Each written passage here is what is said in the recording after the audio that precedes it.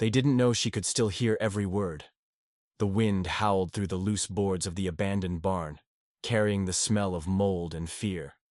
Clara clutched her knees to her chest, her fingers trembling around the once blue rag doll, now gray with dust and tears. Her breath was shallow, as if the air of that cursed city were too little to fill her 11-year-old lungs. Outside, the men's deep voices echoed like thunder, and she knew, without needing to see, that they were talking about her. They always talked about her.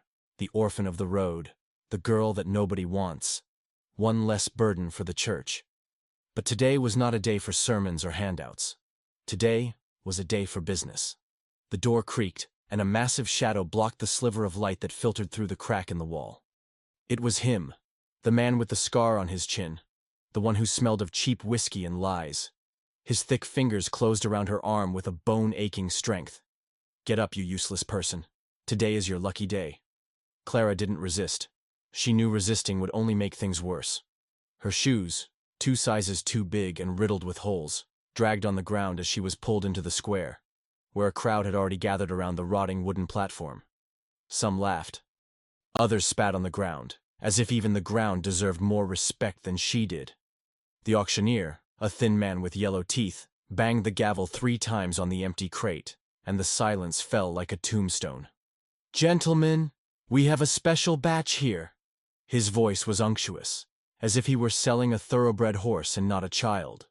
"Orphan, healthy, works from sunrise to sunset for a bowl of soup. Who offers 5 silver coins?" Clara lowered her head, but not enough to avoid seeing the hands rising. First, a drunken farmer with 3 wives and a reputation for breaking things, and people. Then, the tavern owner, whose eyes shone in a way that made her stomach churn. She squeezed her eyes shut, clutching the doll to her chest, as if that could stop them from taking her. 10 coins, someone shouted. "Doze," another replied. It was always like that.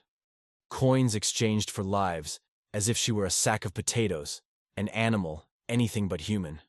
But then, amid the noise of the bids and the laughter, something changed. The wind carried a different scent. Leather, road dust, something clean amid the stench of greed. Clara didn't dare look. Not until the murmurs began. "It's him. The stranger. What the hell does he want here?" She looked up slowly, as if fear weighed heavily on her eyelids. And there it was.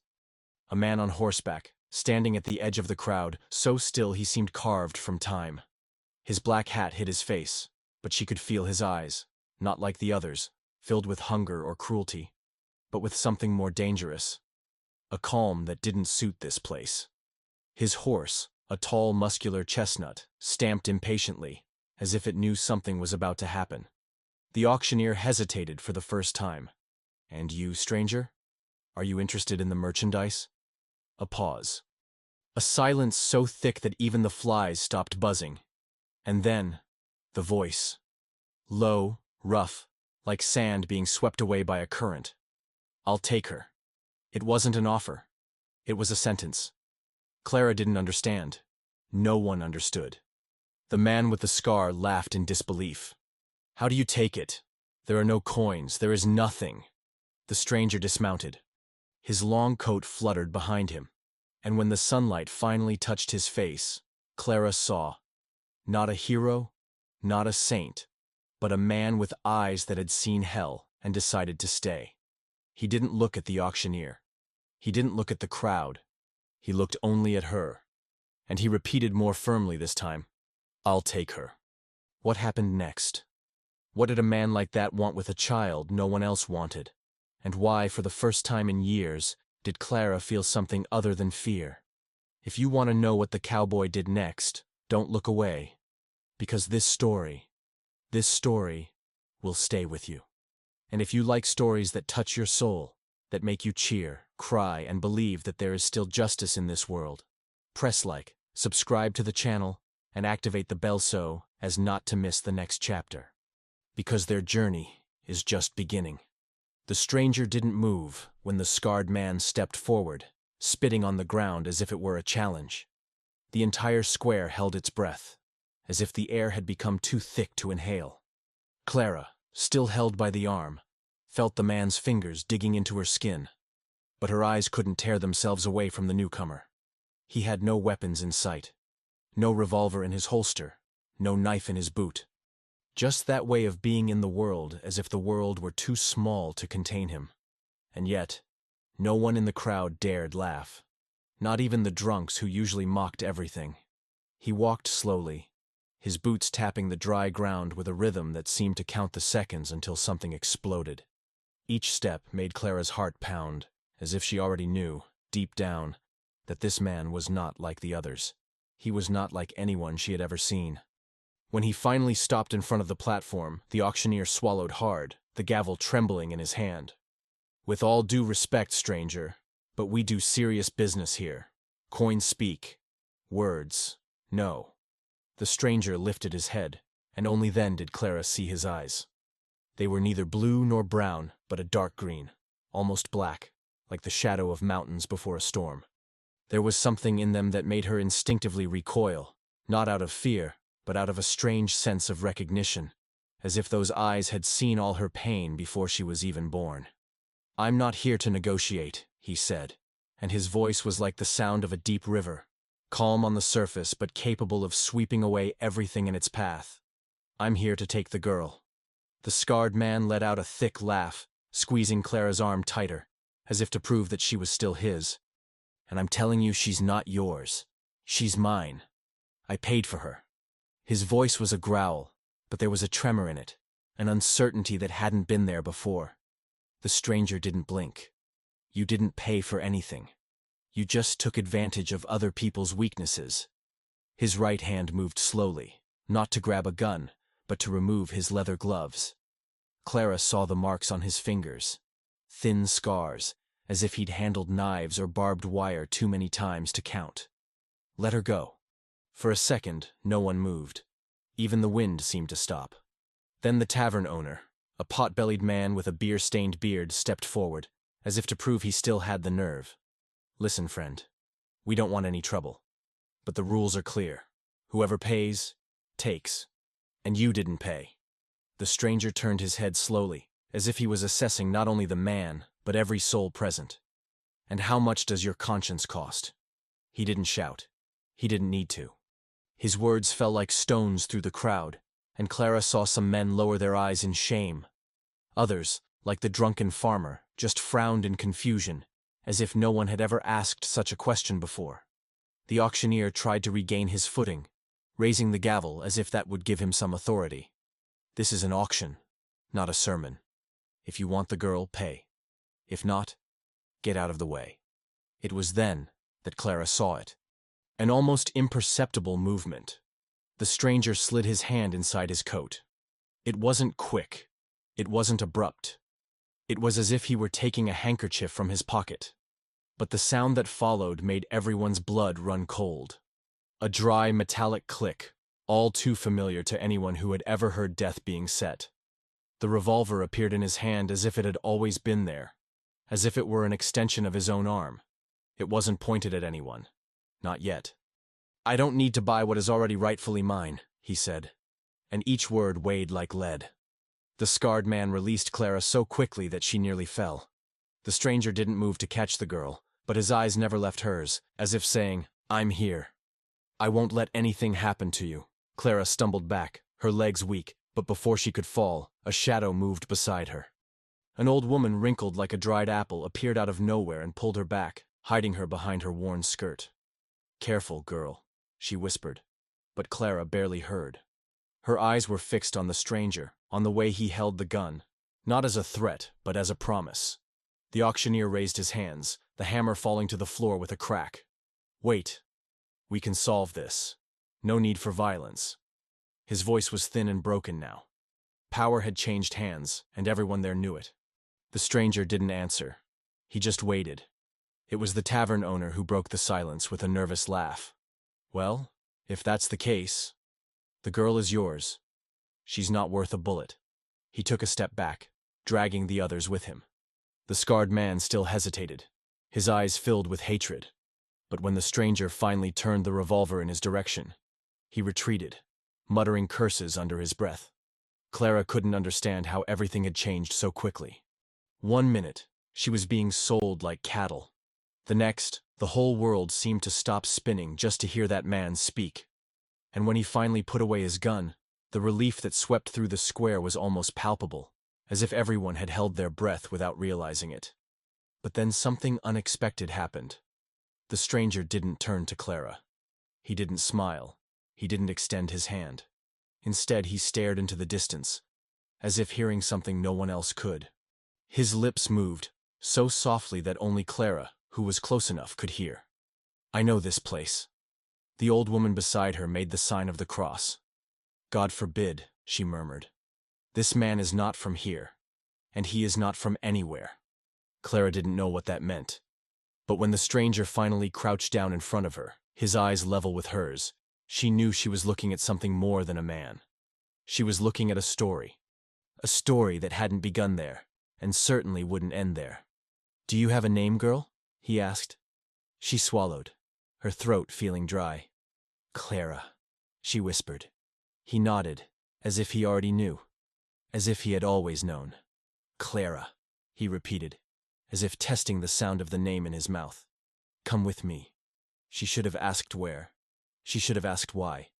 But when he stood and held out his hand, Clara didn't hesitate. She placed her small hand in his, and it was as if, for the first time in years, she wasn't alone. The crowd parted like the sea before Moses, and when they began walking toward the horse, no one dared stop them. Even the children stopped playing to watch them pass.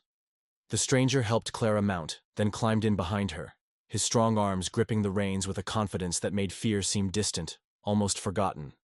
But just as they were about to leave the square, Clara heard a whisper. She couldn't see where it came from, but the words echoed in her mind like a warning. "He's not a savior, he's a ghost." And then the horse was gone, carrying them away from the dust, the noise, the dirty coins exchanged for lives. Where? Clara didn't know. She only knew that, for the first time, someone had looked at her and seen more than an orphan. Someone had seen she, and that, more than anything, terrified her. Because if he could truly see her, then he also knew the things she was hiding. The nights she woke screaming. The nightmares that left her trembling until dawn. The marks that weren't just on her skin, but on her soul. The stranger didn't speak as they rode. And Clara didn't ask. Because deep down, she already knew the truth. That man was no ordinary cowboy. And he hadn't saved her out of kindness. There was something else. Something he wasn't telling. And as the sun began to set, painting the sky blood red, Clara couldn't help but wonder. What happens when the ghost decides to take you with him? The horse advanced steadily, as if it knew the route by heart, while the dust from the road swirled behind them. Clara gripped the reins tightly, feeling the warmth of the stranger's body against her back, a presence that was both comforting and terrifying. He hadn't said a word since they left the square, and the silence between them was so thick it felt weighty. It wasn't the silence of someone with nothing to say. It was the silence of someone who did. Too much. Too many truths. Too many ghosts. Too many scars that never healed. She didn't know how long they had ridden when they finally stopped. It wasn't at the edge of town, nor at some ranch or farm. It was in the middle of nowhere, where the road split into two paths. One led toward the dark mountains in the distance. The other wound toward a dry valley where ravens circled like shadows over something dead. The stranger dismounted first, then helped Clara do the same, his fingers brushing hers for a second longer than necessary. When her feet touched the ground, she felt her legs tremble, not from exhaustion, but from something deeper, as if the entire world had suddenly tilted. It was then that she heard it. At first, it was just a rustling among the dry bushes, as if the wind were whispering a warning. But Clara knew the sound. It was the sound of boots treading carefully on dead leaves, the sound of someone who didn't want to be heard. She turned slowly, her heart pounding so hard it hurt. Between the rocks, about 20 paces away, she saw the glint of a revolver barrel catching the light of the setting sun. It wasn't one man. It was three. The stranger didn't move. He didn't reach for the gun. He gave no sign that he'd noticed. But Clara saw his fingers curl into fists, the knuckles turning white from clenching. "Stay behind me," he murmured. So low she almost didn't hear him. She obeyed without thinking. The men emerged from the rocks like snakes from burrows. The first was the one with the scar on his chin, the same one who had dragged her to the auction. His face was twisted in a smile that didn't reach his eyes. "I thought we had a deal, stranger," he said, spitting on the ground. "But it seems you forgot to pay the bill." The other two were strangers, one thin, with a threadbare hat and a knife in his belt, and the other huge, with arms as thick as logs and a scar that split his upper lip in half. All three had revolvers, and all three were pointed right at them. The stranger took a deep breath, as if sniffing the air. "You shouldn't have come," he said, and his voice was so quiet it almost sounded like a lament. The scarred man laughed, a dry, mirthless sound. "You're not the one who calls the shots around here. What about the girl? She's part of the package." His eyes locked on Clara, and she felt her stomach churn. "She's worth more than you think. There are people willing to pay a lot for a pretty little girl like that." Clara instinctively backed away, pressing herself against the stranger's back. He didn't move. He didn't draw his gun. He just stood there, motionless, as if waiting for something. "Last chance," he said. "Go away." The thin man spat on the ground. "Or what? Are you going to kill us? There are three of us. You are one." He stepped forward, the knife glinting in the sunlight. "And even if you kill one of us, the other two will leave you bleeding in the dust." For a second, no one moved. Then the stranger sighed, as if tired of it all. "It's not the first time I've heard that," he muttered. And then, it all happened at once. The giant moved first, drawing his revolver with surprising speed for his size. But the stranger was already moving too, not to grab his gun, but to push Clara aside, throwing her to the ground with enough force to knock her out of the line of fire. The shot echoed like thunder, and she saw dust rise where the bullet had embedded itself in the ground, exactly where she had been standing a second before. Clara screamed, but the sound was drowned out by the sound of bodies colliding. The stranger had launched himself at the thin man, knocking him down with an impact that knocked the air from the bandit's lungs. They rolled in the dirt, a mess of punches and blood, while the other two fired, bullets raining down on the ground around them. She should have run. She knew she should. But her feet were rooted to the spot, her eyes glued to the fight. The stranger took a punch to the face that knocked him backward. But before the scarred man could take advantage, he rose with a fluid movement, like water flowing, and struck the bandit in the neck with deadly precision. The man fell to his knees, choking, his eyes wide as he gasped for air. The giant fired again, and this time the bullet ripped a chunk out of the stranger's coat. Clara saw the fabric tear, saw blood begin to stain the shirt underneath. But he didn't stop. He didn't back away. Instead, he smiled. A cold, joyless smile. The smile of a man who had already lost everything and was no longer afraid of anything. "You should have stayed at the auction," he said, and his voice was different now. It wasn't calm anymore. It was something worse. It was empty. The thin man staggered to his feet to do in his hand. He didn't have time to use it. The stranger grabbed his wrist, twisted it, and the sound of bone breaking echoed down the road like a gunshot. The bandit screamed, the knife falling on the ground, and the stranger didn't hesitate. A knee to the stomach, a punch to the jaw. The man collapsed, unconscious before he could fall. Only the giant remained. He didn't say anything. He didn't need to. His revolver was pointed straight at the stranger's head, and this time, there was no way he could miss. "It's over, stranger," he growled. Clara closed her eyes, waiting for the shot. But the shot didn't come. When she opened them again, she saw the stranger standing motionless, the barrel of the giant's revolver pressed to his temple.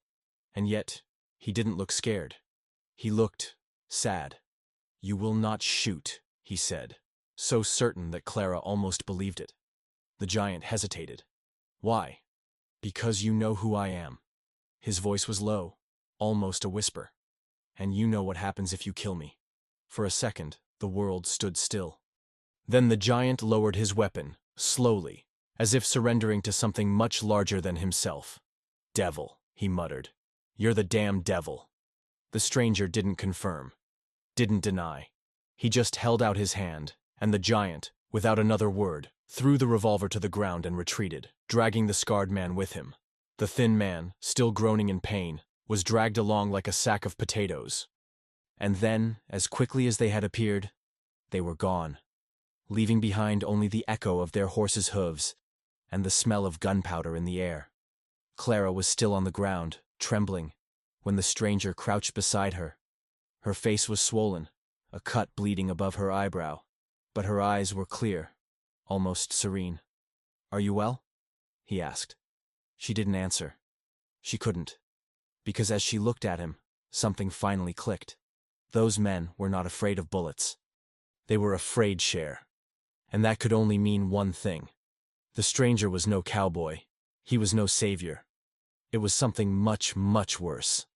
He helped her to her feet, and when his fingers touched her face, she saw, for the first time, that his hands were shaking too. Not from fear, from something older, something that felt like pain. "Why did they call you the devil?" she asked, her voice so low it was almost lost in the wind. For a long moment he didn't answer. Then, with a sigh, he removed his hat, revealing a scar that cut across his scalp, as if someone had once tried to scalp him. "Because a long time ago, I made a promise," he said, "and hell does not forget its promises."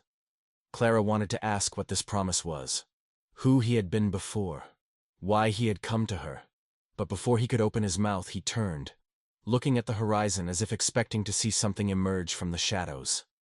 "The night is coming," he muttered, "and we need to move." She followed his gaze and saw, high in the mountains, where the sun had already set, a column of smoke rose into the sky, thin and straight, like a finger pointing to something yet to come. Someone had lit a fire, and it wasn't a camp, it was a sign. Someone was waiting for them. The horse whinnied softly, as if sensing danger even before Clara understood what was happening. The smoke on the horizon was no ordinary camp. It was too thick, too black, rising in coils that twisted like serpents against the darkening sky. The stranger mounted in one swift movement, pulling Clara forward with an urgency that left no room for questions. "Hold on," was all he said, and the horse took off at a run, as if it too knew there was no time to lose. They rode in silence, but Clara could feel the tension in his body, the way his muscles twitched with every sound, every shadow that moved at the edge of her vision. The air smelled burning, and it wasn't just smoke. It was something older, more sinister, as if the earth itself were being consumed by something other than ordinary fire. When they finally reached the foothills, she saw it.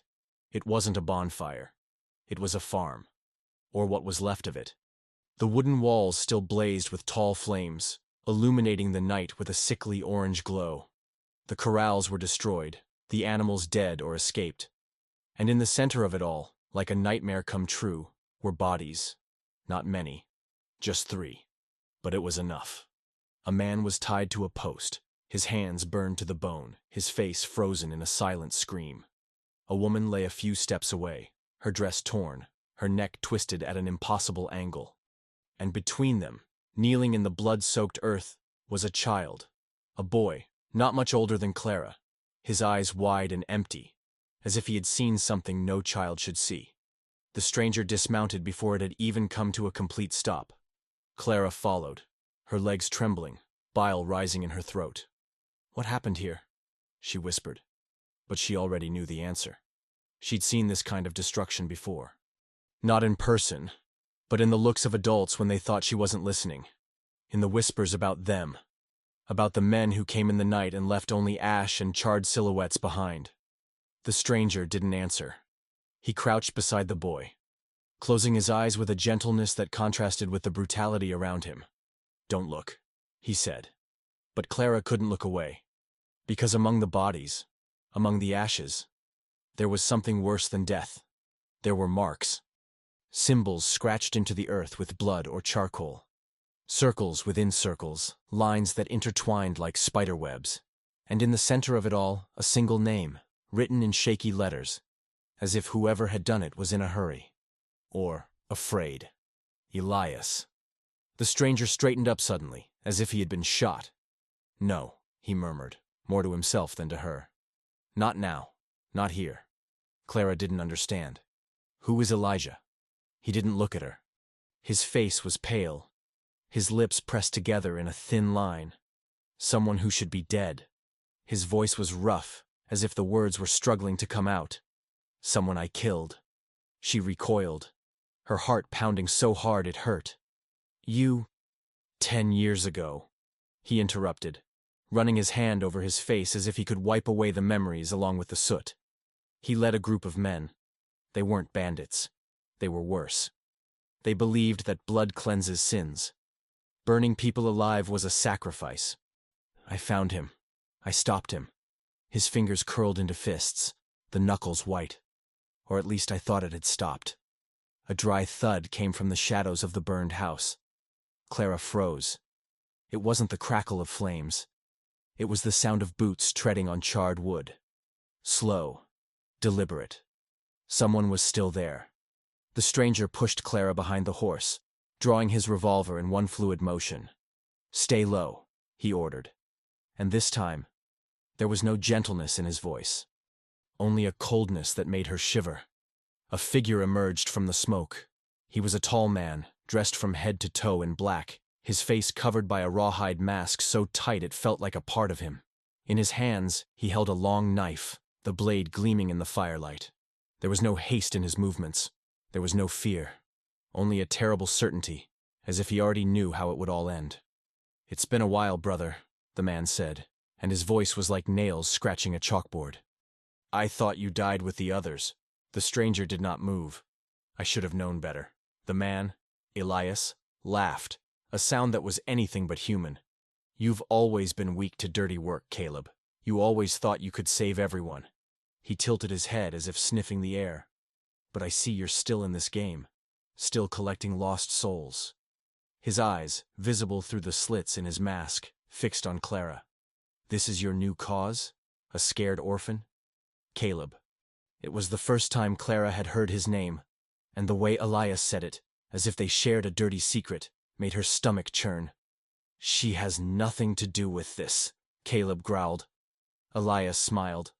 Or at least, Clara thought it was a smile. It was hard to tell with the mask on. "It's all about this. You know how it works. Blood calls to blood. You took something from me. Now I'm taking something from you." He took a step forward, and Clara saw what he held in his other hand. It wasn't a gun. It was a vial. Small, dark glass, filled with a red liquid that shone like ruby in the flamelight. Blood. "Last chance, Caleb," Elias said, shaking the bottle like a toy. "Hand over the girl, and I'll let you live. Refuse, and you'll watch as I burn her alive, just as I did the others." Clara felt her world spin, not out of fear of dying, but because for the first time, she understood. Caleb wasn't a savior. He wasn't a hero. He was a man with a past as dark as hers. And now, that past had found them. Caleb didn't hesitate. "Go to hell." Elias sighed, as if disappointed. "You've always been stubborn." He threw the vial to the ground, and the glass shattered, the liquid spreading across the earth like a stain of sin. Then so be it. What happened next was a blur of movement and screams. Caleb fired first, but Elias moved like a shadow, disappearing into the smoke before the bullet could reach him. Clara heard the shot, heard the scream of pain, but she couldn't tell who it came from. Everything was chaotic, the roar of the flames, the neighing of the horse, the sound of bodies colliding. She huddled behind a rock, her hands covering her ears, her eyes stinging with smoke. When he finally dared to look, he saw Caleb on the ground, the gun a few feet away, blood streaming from a cut on his arm. Elias stood over him, the knife pressed to his throat. "You should have stayed dead," Elijah whispered, "just like them." Clara didn't think. She didn't plan. She just acted. She picked up a rock from the ground, sharp, the size of her fist, and walked behind Elias without making a sound. By the time he turned, it was too late. She struck with all her strength, feeling the impact vibrate down to her bones. Elias screamed, stumbling back, his mask partially coming off, revealing a face that was a landscape of scars. "You," he began, but Clara didn't give him a chance to finish. She kicked the knife out of his hand, then ran to Caleb, helping him to his feet. Elijah's eyes burned with hatred. "You'll pay for this, little girl." Caleb pushed her back, placing himself between her and Elias. "Run," he ordered. She didn't run. Instead, he picked up the revolver from the floor and pointed it at Elias with both hands, trembling but steady. "Leave him alone." For a second, Elias just stared at her, as if he couldn't believe his eyes. Then he laughed. A loud, mad sound that echoed through the night like an omen. "You think a bullet will stop me? You don't understand anything." He reached out, as if to grab something in midair. And then, suddenly, the flames around them seemed to obey, rising higher, hotter, as if they were alive. Caleb pulled her back, throwing them both to the ground as fire spread in a circle around Elijah, illuminating him like a demon. "He is not human," Caleb shouted above the roar of the flames. "He's worse." Elias smiled again, and this time, Clara saw it. His pupils weren't normal. They were thin, like a cat's, or something that didn't belong in this world. "See you later, Caleb," he said. "And when we meet again, I'll make you watch as I burn everything you love." And then, as quickly as he had appeared, he was gone, swallowed by smoke and shadows, leaving behind only the smell of sulfur and the certainty that this was not over. Caleb staggered to his feet and pulled Clara onto the horse. They rode aimlessly, just away from the fire, the ashes, the promises of pain. But Clara knew one thing now. It didn't matter where they went. Elijah would find them. And when that happened, neither of them would be safe. The horse stumbled over an exposed root, nearly throwing them to the ground. But Caleb held the reins tightly, pulling the animal back onto the narrow trail that wound through the forest. Clara pressed against him, her fingers buried in his coat, as if she could stop him from disappearing too. The night was cold, the air damp and heavy, as if the earth itself were holding its breath. They rode for hours, until Clara's legs ached and her eyes burned with exhaustion. But fear wouldn't let her sleep. Not after what they'd seen. Not after what Elijah had said. Finally, as the sky began to lighten to gray, Caleb stopped. There was no shelter in sight, just tall trees and a narrow river that cut through the land like a scar. He dismounted, helping Clara do the same, and she nearly fell, her legs trembling under his weight. "We need to rest," he murmured, more to himself than to her. His voice was hoarse, broken, as if each word took a supernatural effort. Clara didn't answer. She just looked at his hands, still stained with blood and soot, and felt something break inside her. It wasn't fear. It wasn't anger. It was a sadness so deep it seemed to come from another time, another life. "Are you going to tell me what's going on?" she asked, and her voice sounded firmer than she felt. "Who is that man? What does he want from you?" Caleb walked away, sitting on a rock near the riverbank. For a long moment, he just stood there, staring at the rushing water, as if searching for answers in the waves. Then, with a sigh, he removed his hat and ran a hand through his hair, leaving it tousled. "Elijah is not just a man," he began, and Clara heard the weight of decades in his voice. "He is the remnants of something that should have died long ago. An order, a sect. They believed the world was rotten and that only fire could purify it, burn sinners, save souls through pain." He closed his eyes, as if reliving something he'd rather forget. "I was part of it, until the day I realized there was no salvation, only death." Clara sat beside him, not daring to touch, but close enough to hear. "And you? What did you do?" He laughed, a bitter, mirthless sound. "I was the executioner, the one who lit the fires, the one who made sure no one escaped." His fingers curled into fists, the scars on his hands glistening in the dim light of dawn. "Until one day they asked me to burn a child, a girl, not much older than you, and I couldn't." His voice broke. "I refused, and when I refused, they tried to kill me. I killed them first. Or at least, I thought I did."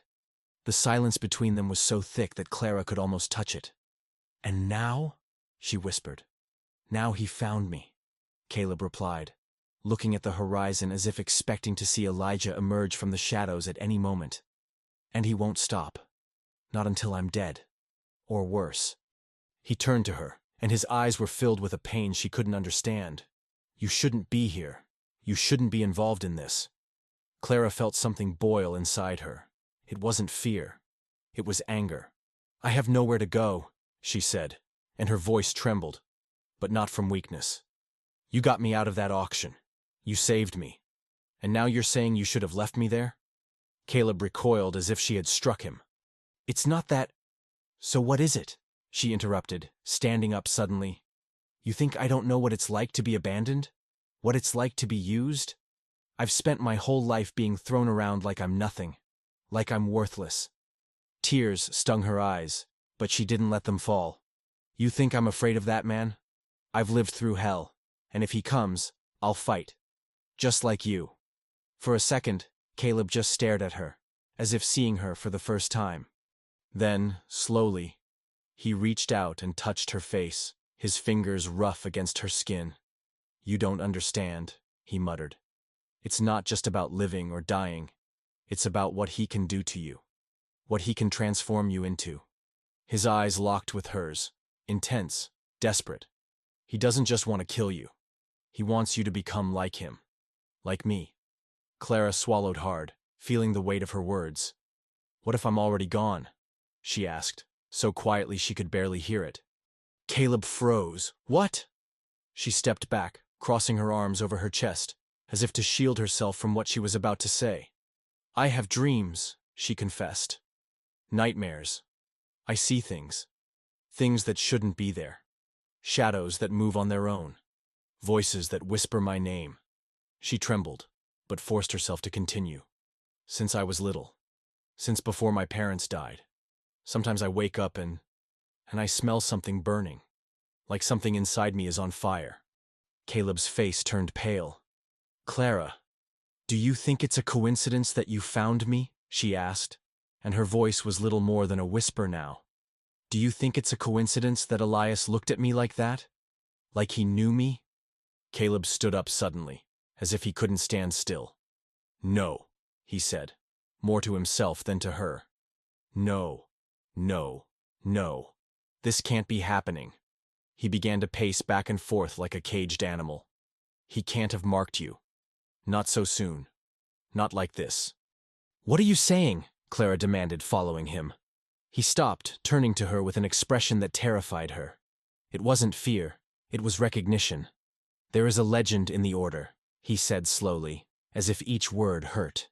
About children who are born with something inside them. Something that attracts fire. Something that attracts them. His eyes burned. They call it the ashes. Because that's what's left when they burn. Clara felt the world spin. What does this mean? Caleb didn't answer. Instead, he crouched in front of her, gripping her shoulders with a strength that almost hurt. It means you were never safe. That they always knew where you were. That you are. He didn't finish the sentence. He didn't need to. Clara stepped back, feeling as if the ground had opened up beneath her feet. What am I? You are a decoy, he whispered. A bait. And I, like an idiot, walked right into the trap. She pushed him, harder than she intended, and he fell back, surprised. So that's it? She screamed. Are you going to leave me here? Are you going to abandon me like everyone else? No, he shouted back, standing up. I'm not leaving you. Never. But we need to leave. Now. Before it's too late. Late for what? He didn't get a chance to respond.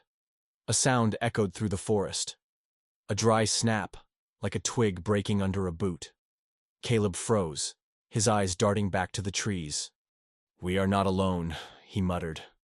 Clara then heard it. Footsteps. Many footsteps. Coming from all directions. And then, the voices began. They were not human.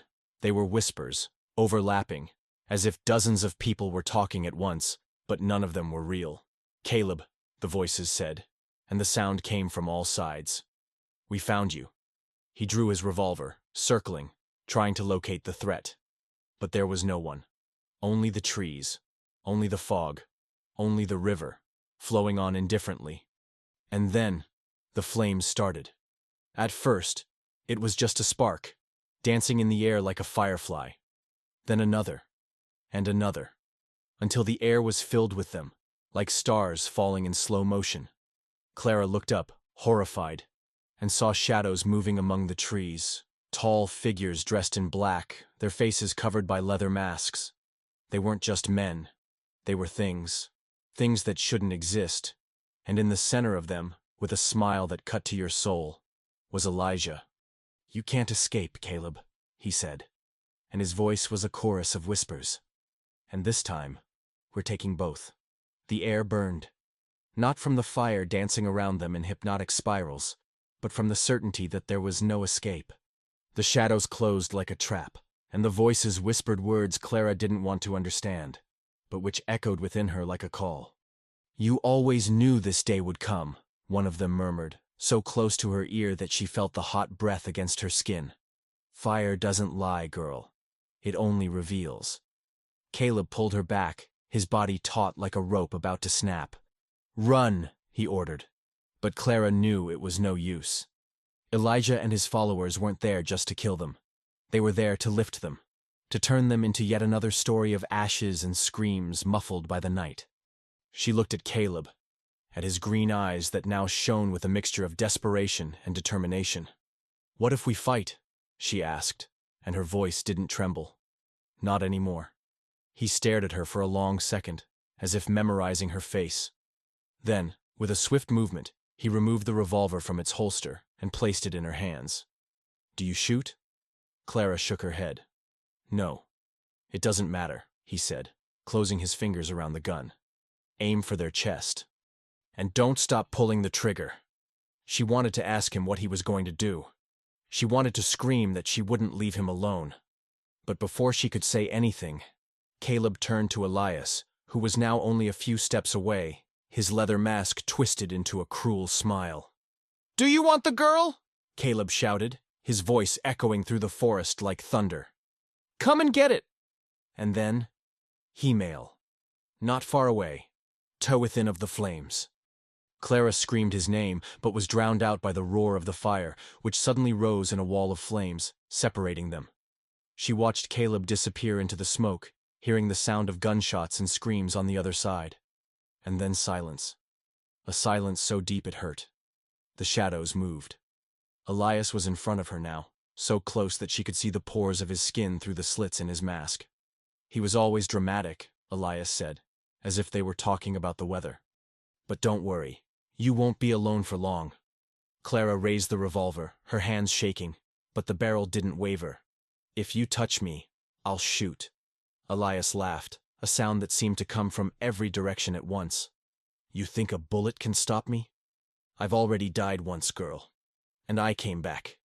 He reached out his hand, and the flames around them seemed to bend toward him, as if they were his slaves. "You feel it, don't you? The fire inside you. It's always been there, just waiting to be lit." She felt it. She'd felt it for years. A warming in her bones, a tingling beneath her skin, as if something were trying to break free. Something she'd always tried to ignore, but now burned with an unbearable intensity. "No," she whispered, more to herself than to him. "Try," Elijah answered, and his voice was a song. "Let it out. Let it burn. You don't have to be afraid. You're one of us." Tears streamed down her face, but they weren't from fear. They were from anger. From pain. From all the time she'd been abandoned, used, treated like she was worthless. And suddenly, she understood. It wasn't the fire that defined her. It was what she chose to do with it. With a scream, Clara pulled the trigger. The shot echoed like thunder, and Elias recoiled, surprised. Not because the bullet had hit him, it hadn't, but because something had happened. The flames around them trembled, as if buffeted by an invisible wind. And then, from within, a light exploded. It wasn't fire. It wasn't destruction. She. A wave of heat erupted from her chest, pushing Elias back, causing the shadows to recoil as if burned.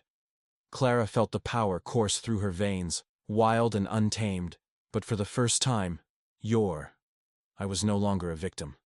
I was no longer a frightened orphan. It was something more. Elias recoiled, his eyes wide for the first time.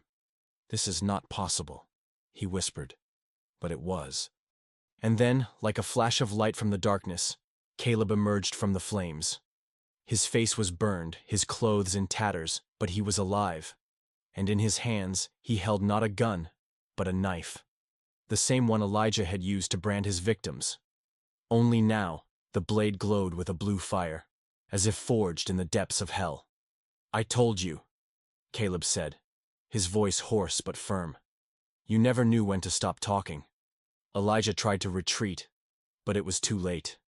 Caleb moved like lightning, plunging the knife into the man's chest. It wasn't a killing blow. It was a justice. Elias screamed, an inhuman sound as his body began to disintegrate, turning into ash that the wind carried away. The shadows disappeared with him, as if they had never been. The fire died out, leaving behind only the morning mist and the smell of wet earth. Clara fell to her knees, exhausted. Caleb knelt beside her, his face a mask of pain and relief. "You did it," he murmured, touching her face with a reverence that made her cry. "You defeated them." She shook her head, still trembling. "We defeated." He smiled, and for the first time, it was a real smile. "Us," he repeated. But they both knew it wasn't over. That Elias was just the beginning. That there were more like him, hidden in the shadows, waiting. And that one day, they would return. Caleb held out his hand and Clara took it. Together, they stood, looking toward the horizon where the sun was beginning to rise, painting the sky with colors that felt like promise. "What do we do now?" she asked. He looked at her, and in his eyes, she saw not just a cowboy, not just a man marked by a dark past, but a warrior, a protector, someone who, like her, had been burned by the world, but refused to turn to ash. "We move on," he replied. "And when they come back, because they always do, we burn them first." And so ends this story. Or is it just the beginning? If you like this story full of emotion, mystery, and twists, open and like, subscribe to the channel, and activate the bell so you don't miss the next videos. Until the next story.